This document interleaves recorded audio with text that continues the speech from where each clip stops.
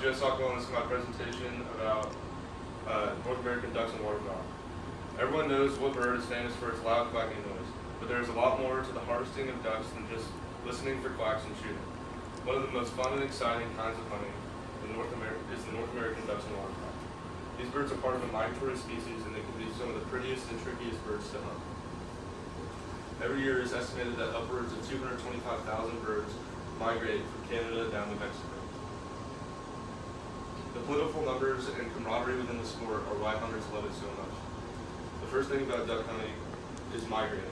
The ducks that you see in Texas travel along what is called the Central Flyway. This flyway starts in Canada and goes down to Mexico.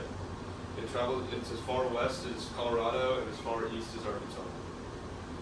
As the temperatures get cooler, ducks will begin to migrate south and stay within their temperate weather.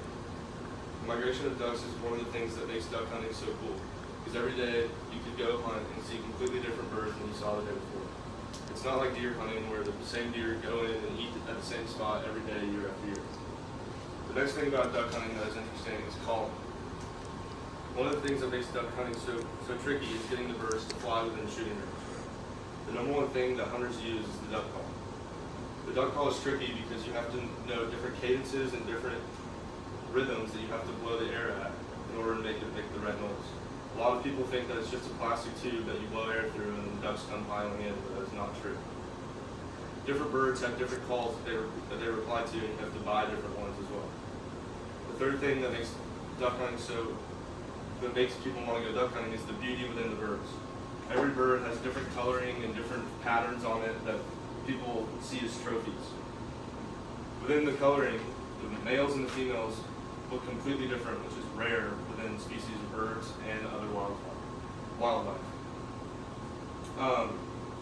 The males tend to be more colorful and more like vibrant because that's how they attract mates, and the females tend to be more like brown tones or gray tones because they try to hide. They camouflage themselves better when they look like that in order to hide from predators when they have kids. In conclusion, duck hunting is a wildly misunderstood sport because people think it's just random birds coming in out of nowhere. And unless you really care about duck hunting and you've been doing it for a while, and it's one of those things that is a passion for you, it can often be misunderstood as just like a random thing people do where they go walk around in the water and not really see much. I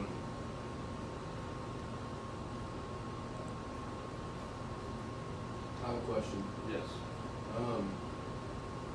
Like travel down different parts of the year. Are the hunting seasons different from in one state to another? I'm not totally sure. I know the southern half of the United States generally has the same season that starts in late November and runs through February. I'm pretty sure that North United States, like Canada too? Yeah, Canada, they have a different season because that's when they're there. Yeah. And it's pretty rare. I mean, obviously some birds like colder climates, and there's different birds that stay in different areas. There's 29 different species of ducks that travel within the Central Flyway, as well as like 6 species of goose. And so the 29 species, some of them like colder weather, so they stay up top a little bit. And so their season kind of moves later into the same season that we would have down here in Texas. But for the most part, the seasons will, I assume they'll kind of change. There's also things called Grand Slams within hunting. And so like there's like a Texas Grand Slam, which is like a group of, I think it's 8 birds that you have to kill. And in Texas, and it's like the 8 most common birds, and it's like you do it in one season. It's called hitting a Grand Slam for duck season.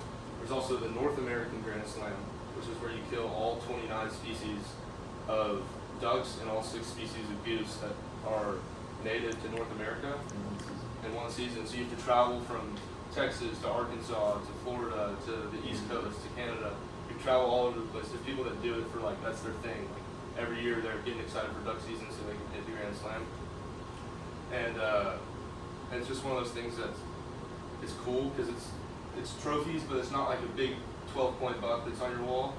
It's like a little bird, and they're elegant and they're extravagant. And they have, like on this slide, it's a bufflehead and that's a wood duck drake. Both of these are drakes. You can see the wood duck has much more color.